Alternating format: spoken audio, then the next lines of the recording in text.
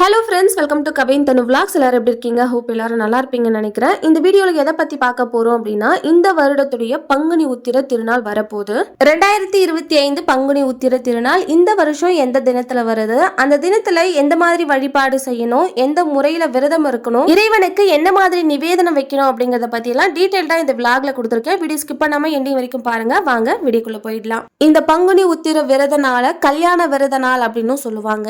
ஏன் இந்த மாதிரி சொல்றாங்க அப்படின்னா, தெய்வ திருமணங்கள் நிறைய இந்த பங்குனி உத்திர தினத்தன்னைக்கு நடந்திருக்கு. அதனால இந்த பங்குனி உத்திர தினத்தை கல்யாண விரத நாள் அப்படின்னு சொல்லுவாங்க. இந்த சிறப்பான நாள்ல தான் சுந்தரேஸ்வரர் மீனாட்சியை திருமணம் செய்து மீனாட்சி சுந்தரேஸ்வரரா காட்சி கொடுத்தாரு. அன்றைய தினம் மீனாட்சி சுந்தரேஸ்வரர் ஸ்தலத்துல, அதாவது மீனாட்சி அம்பாளுடைய கோவில்ல மீனாட்சி சுந்தரேஸ்வரருக்கு சிறப்பான முறையில திருமணம் செஞ்சு சிறப்பு வழிபாடுகள் நடைபெறுது. சிவபெருமானுடைய தவத்தை கலைச்சதால சிவபெருமானுக்கு அதீத கோபம் வந்து அவருடைய நெற்றிக்கண்ணை திறந்து மன்மதனை எரிச்சு சாம்பலாக்கிடுறாரு. மன்மதனுடைய மனைவியின் வேண்டுதலுக்கு இணங்க சிவபெருமான் மன்மதனுக்கு மீண்டும் உயிர் கொடுக்கிறாரு. இந்த நிகழ்வும் இந்த பங்குனி உத்திர திருநாள்ல தான் நடந்திருக்கு. மகாலட்சுமி தாயார் விரதம் இருந்து ஸ்ரீமன் நாராயணருடைய மார்புல பங்கு வகித்து உறைந்த நாள் அப்படின்னு பாத்தீங்கன்னா இந்த பங்குனி உத்திர திருநாள் தான். முருகப்பெருமானுக்கு தெய்வ யானையுடைய திருமணம் நடந்த நாள் அப்படின்னு பாத்தீங்கன்னா இந்த பங்குனி உத்திர திருநாள் தான். அது மட்டும் இல்லாம வள்ளியுடைய அவதாரம் இந்த பங்குனி உத்திர தினத்தன்னைக்கு தான் நடைபெற்றிருக்கு. அதனால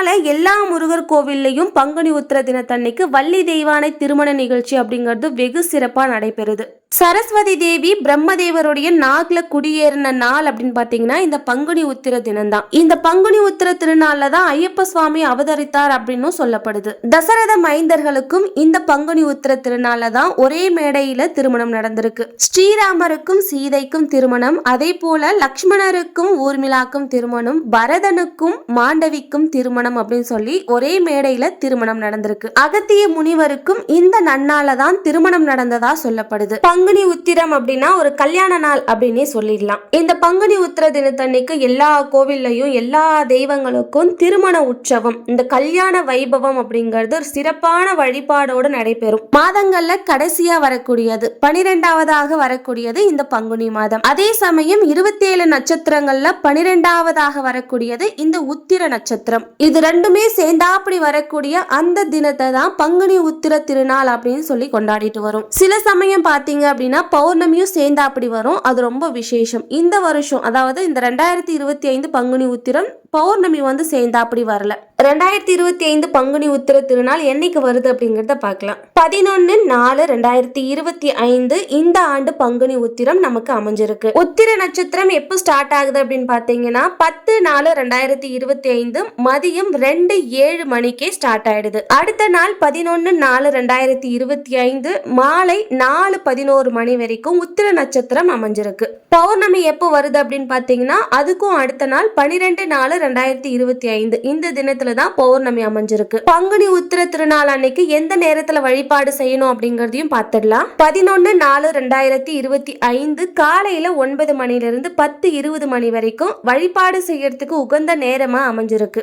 அதே போல மாலை நேர வழிபாட்டுக்கு உரிய நேரம் அப்படின்னு பாத்தீங்கன்னா மாலை 6 மணிலிருந்து 8 மணி வரைக்கும் நம்ம வழிபாடு செஞ்சுக்கலாம். 11ஆம் தேதி தான் உத்திர நட்சத்திரம் அமைஞ்சிருக்கு. அன்றைய தினம் தான் சிறப்பு மிக்க முருகர் கோவில் எல்லா கோவில்லையும் சிறப்பு வழிபாடுகள் நடைபெறும். பழனியிலையும் 11ஆம் தேதி தான் சிறப்பான வழிபாடுகள் நடைபெற இருக்கிறது. இப்போ இந்த பங்குனி உத்திர தினத்தன்னைக்கு எந்த மாதிரி விரதம் இருந்து வழிபாடு செய்யலாம், எதுக்காக விரதம் இருக்கணும் அப்படிங்கறதெல்லாம் பார்த்துடலாம். எதுக்காக விரதம் இருக்க போறோம் அப்படிங்கறத நீங்க தான் டிசைட் பண்ணிக்கணும். குழந்தை வரம் வேண்டி இருக்கிறதா இருந்தாலும் சரி, திருமணம் நடைபெறணும் அப்படின்னு சொல்லி விரதம் இருந்து வழிபாடு செய்யறதா இருந்தாலும் சரி, இந்த மாதிரி எந்த வேண்டுதலும் இல்ல, முருகப்பெருமானை நோக்கி விரதம் இருந்து வழிபாடு செய்யணும் அவ்வளவுதாங்க அப்படின்னா கூட தாராளமா இந்த விரதத்தை நீங்க கடைபிடிக்கலாம். இந்த விரதத்தை எப்படி தொடங்குறது அப்படின்னு பாத்தீங்கன்னா காலையில எழுந்து சுத்தபத்தமா குளிச்சுட்டு முருகப்பெருமானை நினைச்சு பூஜை அறையில ஒரு விளக்கேத்தி வச்சு உங்களோட விரதத்தை நீங்க ஸ்டார்ட் பண்ணிக்கலாம். மாலை நேர வழிபாடு முடிச்சுட்டு உங்களோட விரதத்தை நீங்க கம்ப்ளீட் பண்ணிக்கலாம். பால் குடம் எடுக்கிறது வழக்கமா இருந்துச்சு அப்படின்னா பால் குடம் எடுத்து முடிச்சுட்டு உங்களோட விரதத்தை நீங்க கம்ப்ளீட் பண்ணி சாப்பிட்டுக்கலாம். இந்த பங்குனி உத்திர தினத்தன்னைக்கு முருகப்பெருமானுக்கு பாலால் அபிஷேகம் செய்யறது அப்படிங்கிறது ரொம்ப ரொம்ப சிறப்பு.